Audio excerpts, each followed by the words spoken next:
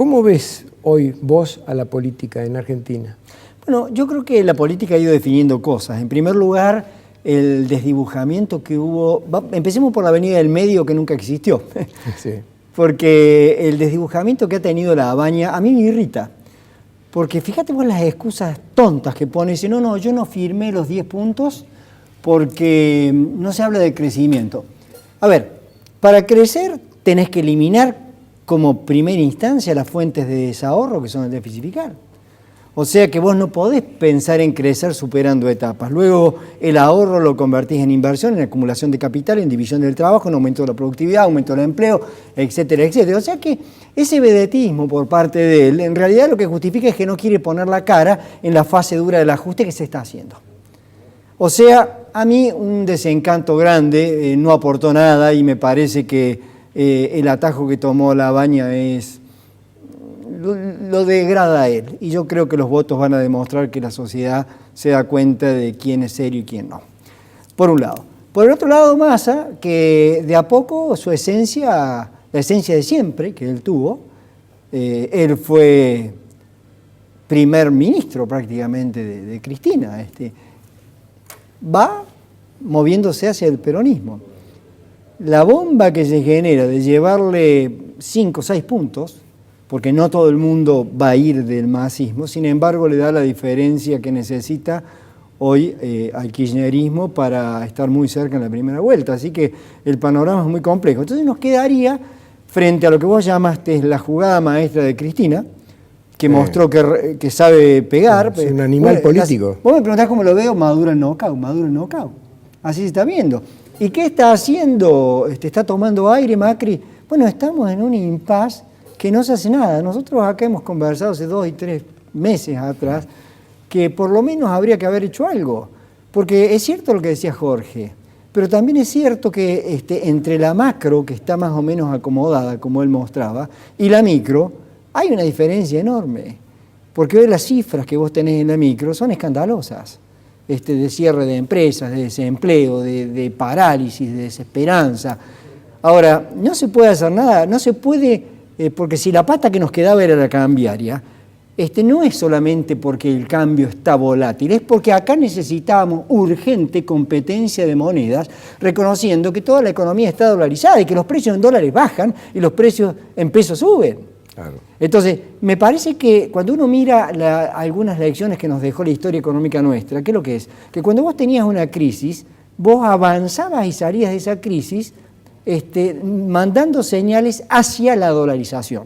¿Qué es lo que se tendría que haber hecho acá? Pero no se está haciendo, no se están diciendo las cosas como se tienen que decir, y por lo tanto, al no tener un anclaje en una moneda dura, al no tener competencia de monedas, al no poder utilizar el dólar hoy como la moneda de curso legal en Argentina, no hay reacción. Es decir, me parece que faltan medidas de tipo económico por parte de Macri, para no decir medidas de movimientos políticos frente a un adversario que se agranda cada vez más. Así que... pero ten en cuenta, perdóname, Roberto, que te interrumpa, porque estás haciendo un análisis muy interesante, pero yo diría que estás rozando más lo económico que lo político. El problema está en si lo político le permite a lo económico funcionar como debería funcionar. Yo, que soy un descreído de los políticos, no de la política, por supuesto, no les creo una palabra a ninguno, ya abiertamente. Yo creo que ellos son los principales causantes de todos los problemas que tenemos desde el punto de vista macro, porque no han movido un dedo que los lleve a separarse de perder un voto. No, lo que importa son los votos. Entonces, tenés razón, la clase política es una clase política energúmena. ¿Ah, sí? Energúmena. Acá yo no veo que se diga, acá en esta sociedad que tenemos Argentina, entre la sociedad civil y los políticos que tenemos, no tenemos el reconocimiento ni siquiera de lo que fue la Ilustración, ni siquiera lo que es el liberalismo como un programa político organizado para un orden social por filósofos, sociólogos, economistas, que duró muy poco tiempo en la historia y generó riqueza como nunca se había visto en la historia de la humanidad. Y después lo que vino rápidamente, que fue un ataque hacia eso. En Argentina ni te cuento. En Argentina está ese resentimiento de los perdedores Y se supone que una organización social diferente a la basada en la libertad y en la propiedad de los medios productivos va a traer el paraíso, cuando en realidad toda la evidencia histórica te muestra que no es así, que siempre han terminado chocando la cabecita todos aquellos que quisieron ir contra la libertad.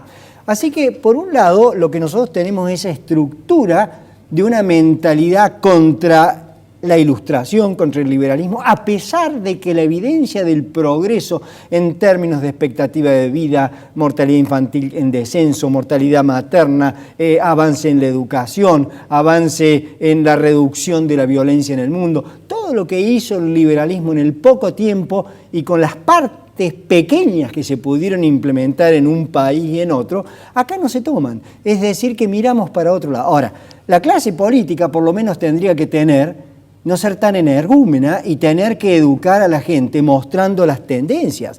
Ahora, eso no se da. Acá no hay una sola discusión sobre cómo hacer para sacar al país de la situación que está, porque lo que se viene, como dijo Jorge, no te deja muchos grados de libertad. Es un periodo duro. Ahora, yo lo que quiero destacar de nuevo es, me parece que Macri de nuevo peca por esa suerte de comunicador pésimo que es, porque cuando vos mirás los datos, yo los he graficado a los datos oficiales del secretario de Finanzas que tenemos. No tenemos un ministro de Economía. Duhovne lo que hace es recibe plata y paga y nada más, no hay una coordinación. Macri no sirvió como ministro, pero vos fíjate lo que está haciendo Duhovne. El gasto público se derrumbó virtualmente. Vos tenés que hoy el gasto primario está en 5 puntos del PBI que se redujo en 3 años y medio. Eso es una cosa enorme, está a nivel del año 2012.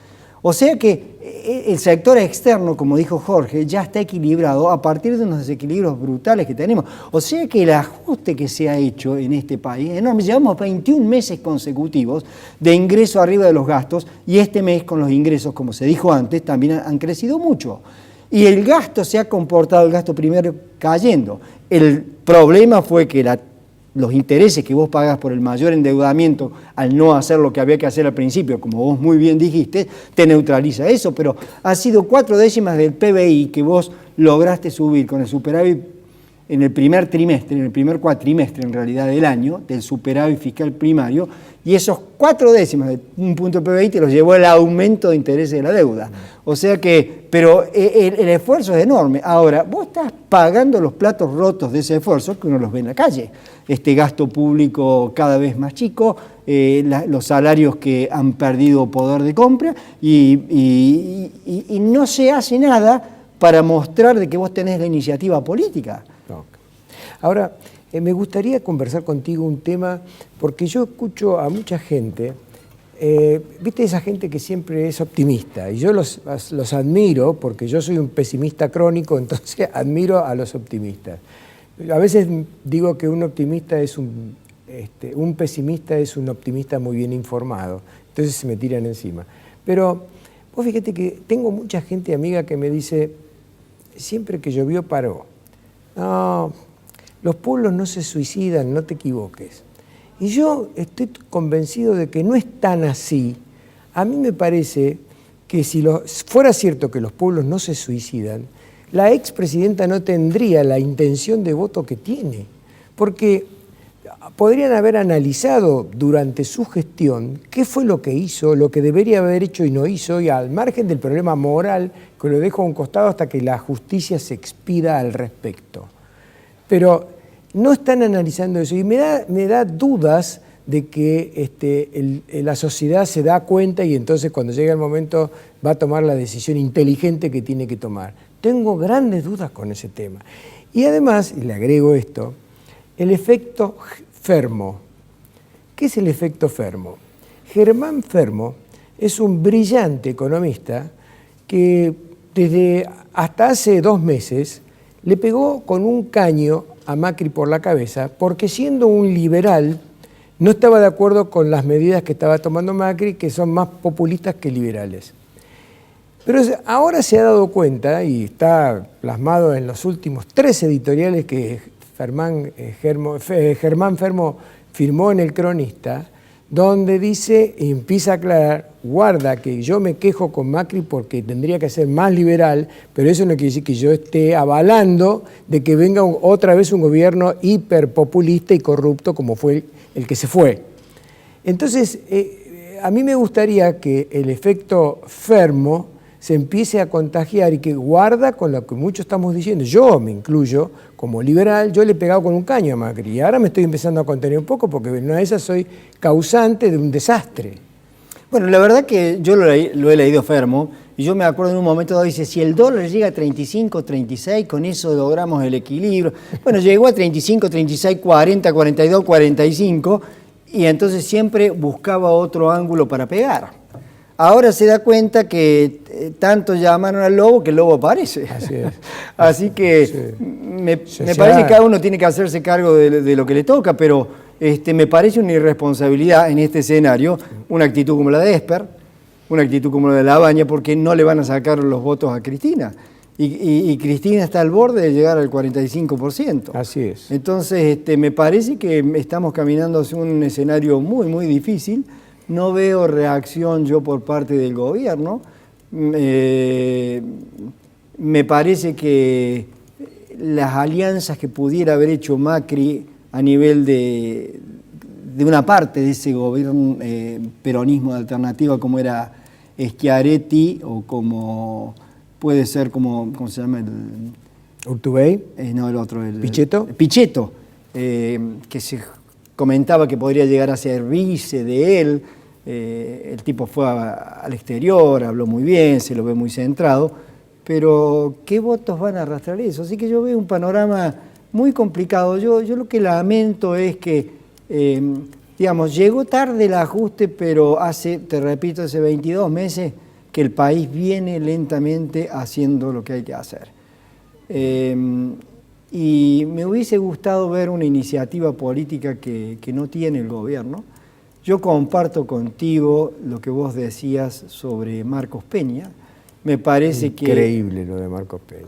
Que el cierre que se hizo de no haber convocado a una mesa mayor en un momento como fue el posterior al 2017, hizo perder tiempo y ahora el gobierno está llegando con la lengua afuera y ojalá que tenga un poco de suerte. Tampoco hay que esperar milagros. Mirá, porque déjame que te diga esto, voy a decir el optimista. Al optimista yo le voy a decir, mira, la tasa de inversión de Argentina está mucho más baja que antes, está en 13%, 14%. Imagínate. Y vos hasta que la inversión madura, o sea que vos no podés. Lo único que vos podés hacer acá es poder ocupar un poco esa capacidad ociosa que es enorme.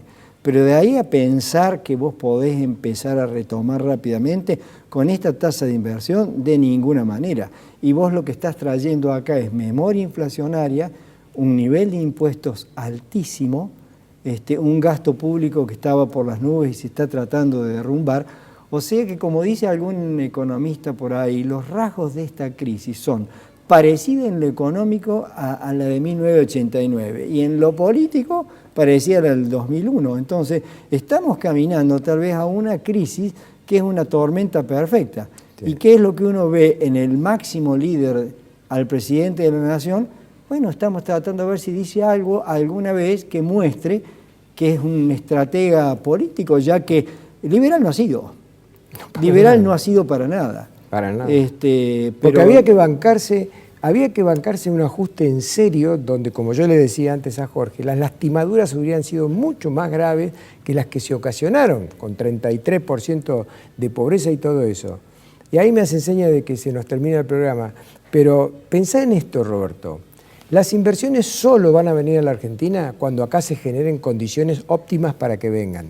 Argentina es un lugar de destino fantástico para las inversiones. Pero hay dos temas, dos ejes que son fundamentales. Primero, una reforma laboral sindical profunda. Y segundo, una reducción notoria de la presión fiscal. Los capitales están dispuestos a venir, pero con esas dos trabas, con esos dos portones de hierro que le ponen adelante, dice, yo no puedo ir así. Tenés razón, tenés toda la razón. Y lo que se ve hoy desde afuera es un switch off.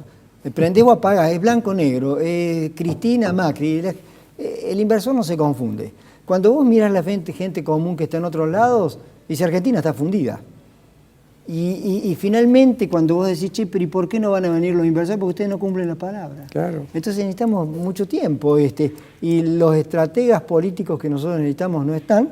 Y te vuelvo a repetir, tenemos una clase política energúmena que no está a la altura de las circunstancias, un presidente que desperdició la oportunidad de haber implementado un programa liberal desde la primera hora, y tenemos una sociedad civil que todavía está muy envenenada por una estructura de educación donde ir contra todo lo que sea la libertad, la paz, el libre comercio, los logros, a mí aunque sea me gustaría que los logros que se han hecho con la ilustración, por las tendencias que hubo, con los datos que están, hay libros magníficos.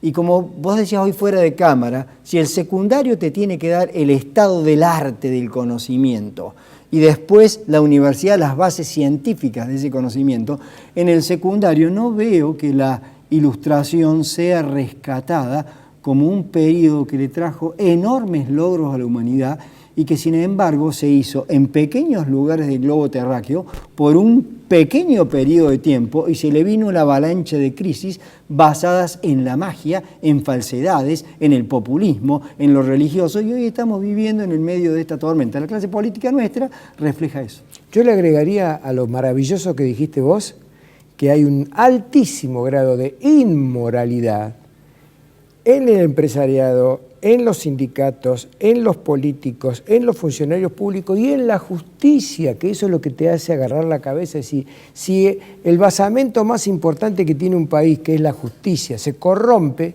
¿qué podemos esperar para el resto? Tal cual, y la verdad que vos tenés tanta razón, Rubén, yo venía pensándolo hoy. Cuando vos mirás todo este tema de D'Alessio y el juez y el movimiento del PUF y no PUF, vos te das cuenta hasta dónde las cosas están descompuestas. Estamos muy lejos de tener un país con instituciones serias, así que bueno, habrá que apretar los dientes y rogar que para las generaciones que vienen esto cambie. Sí. La clase política esta todavía no ayuda mucho. Si leíste a Daron Acemoglu por qué fracasan los países, él dice que los países solo pueden sostenerse y no fracasar primero cuando respetan las instituciones y después cuando han pasado una crisis muy profunda. Ahí sí empiezan a crecer. Los 3 países que primero se recuperaron después de la Segunda Guerra Mundial fueron los que la habían perdido. Tal cual. Y lo que ellos dicen es que yo me sentía optimista hace 2 o 3 años porque veía que el Parlamento empezaba a funcionar con una posición minoritaria, se negociaban muchas leyes. Digo, esto es lo que dicen estos tipos. Si vos arreglás lo político y das libertad, lo otro viene. Y fíjate dónde terminó. ¿Viste? Los políticos. Bueno.